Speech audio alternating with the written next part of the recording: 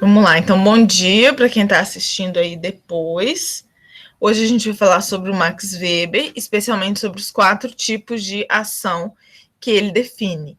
E aí eu já estava falando aqui com vocês antes que não tem como a gente falar do Max Weber sem fazer algumas comparações lá com o Durkheim, que a gente já estudou, porque o pensamento dele é muito diferente do Durkheim.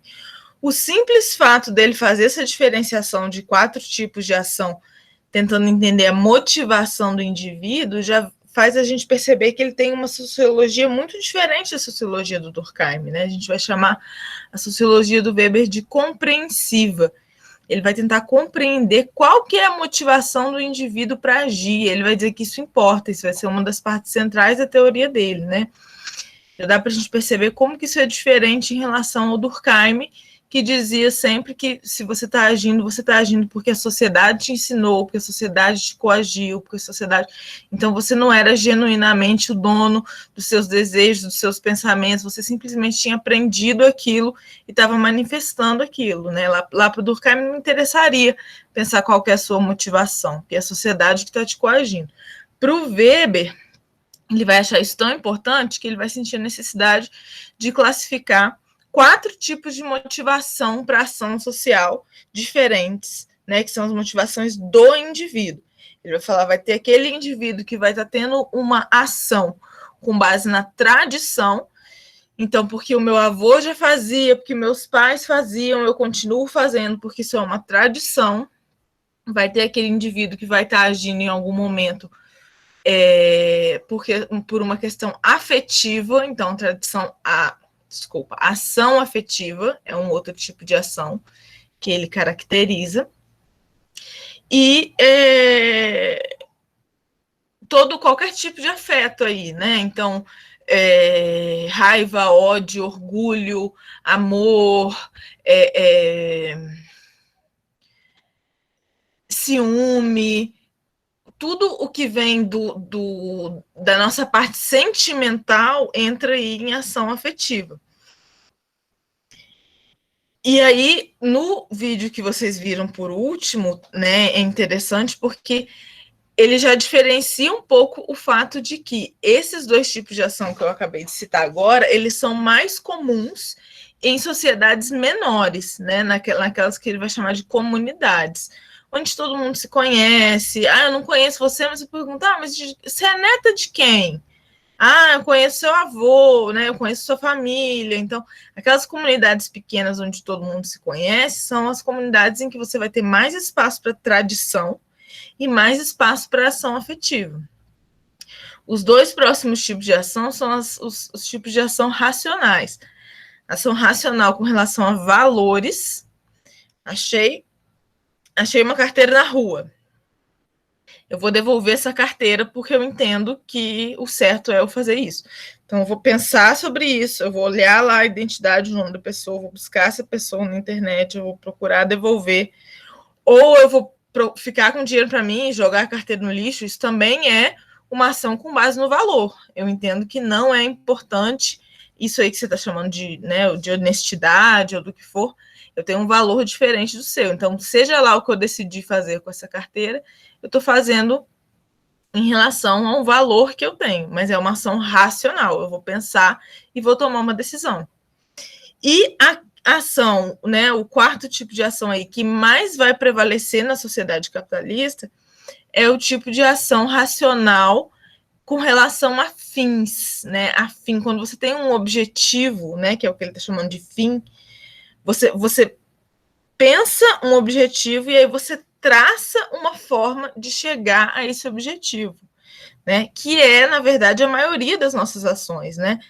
Como a gente está numa sociedade capitalista, de capitalismo mais avançado hoje, a gente percebe que o espaço da afetividade ele vai se reduzir praticamente à esfera doméstica, e mesmo assim na esfera doméstica você não tem só afetividade, você tem todos os outros tipos de motivação para agir, né? Mas a afetividade ela vai se reduzir, e a tradição também vai ser muito questionada, vai perder o seu espaço. Então, o que vai prevalecer na sociedade capitalista é a ação racional com relação a fins. Eu vou parar aqui a gravação, porque a segunda parte, ela tem tudo a ver com essa, né? Tem tudo a ver com essa parte. Mas é só para lá, quando vocês estiverem estudando, vocês poderem... Não, quero relembrar os tipos de ação, quero relembrar a racionalização, que é o que a gente vai falar mais à frente, que é justamente esse tipo de racionalidade, né, esse tipo de ação racional com relação a fins, crescendo ao longo da história, fazendo com que a gente tenha uma sociedade cada vez mais pautada nesse tipo de ação. Um ponto que é o ponto final, mas é um ponto importantíssimo aí da gente lembrar, é que você diferenciar esses 4 tipos de ações para mim, na prova, no questionário que está lá no Class, isso acaba sendo muito fácil, né? Porque o nome desses conceitos, eles são meio que autoexplicativos, né? A gente pode fazer um exercício aí de vocês jogarem aí no chat para mim. Se eu falo assim, vou telefonar para minha avó, para ver se ela está bem, para dizer que eu estou com saudade. Vocês diriam que isso é uma ação tradicional, mais afetiva, mais racional com relação a fins, mais racional com relação a valores. Tainá já falou afetiva, né? Quem mais concorda ou discorda?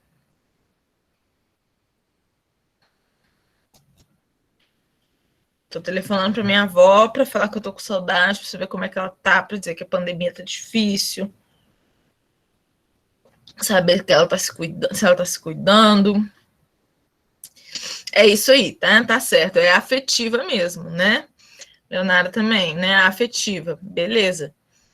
Agora, não, meu celular quebrou ontem, eu preciso dar aula, eu preciso postar no Classroom, eu tô sem dinheiro para arrumar o meu celular, eu vou ligar para minha avó para pedir dinheiro emprestado para arrumar meu celular. É uma ação mais afetiva, mais tradicional, mais racional com relação a valores, mais racional com relação a fins. O que vocês acham?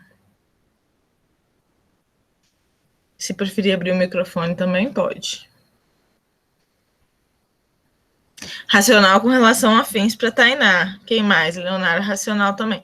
Beleza, é isso aí, né? Então, vocês percebem que é bem fácil a gente fazer essa distinção, né?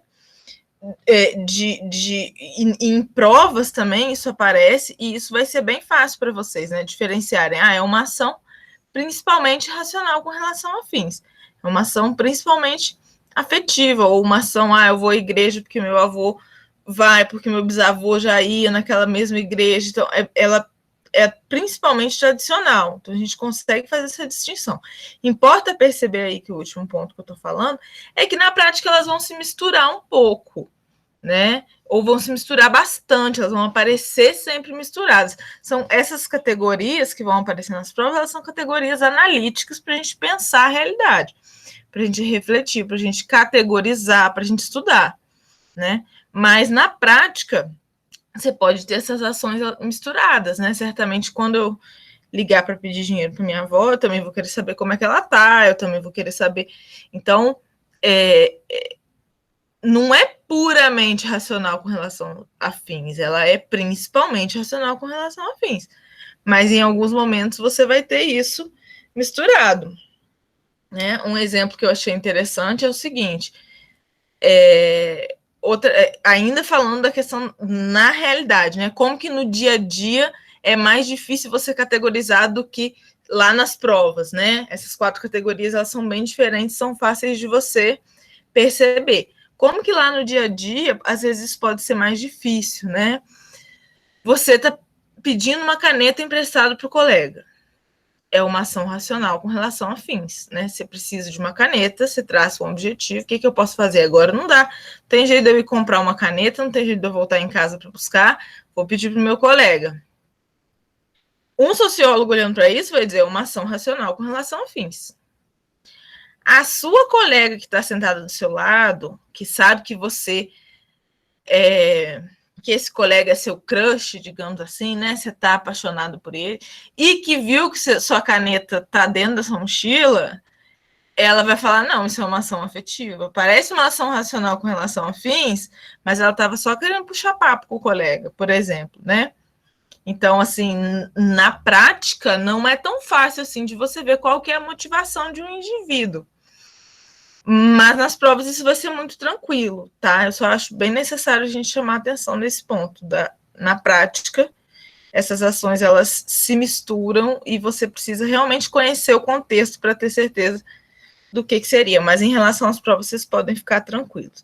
Quem está reassistindo aqui esse vídeo para pensar nos tipos de ação social, pode botar comentários aqui embaixo e pode mandar dúvidas no Instagram também. Alguém antes quer fazer uma colocação sobre esses 4 tipos de ação social, sobre essa diferenciação, alguma dúvida?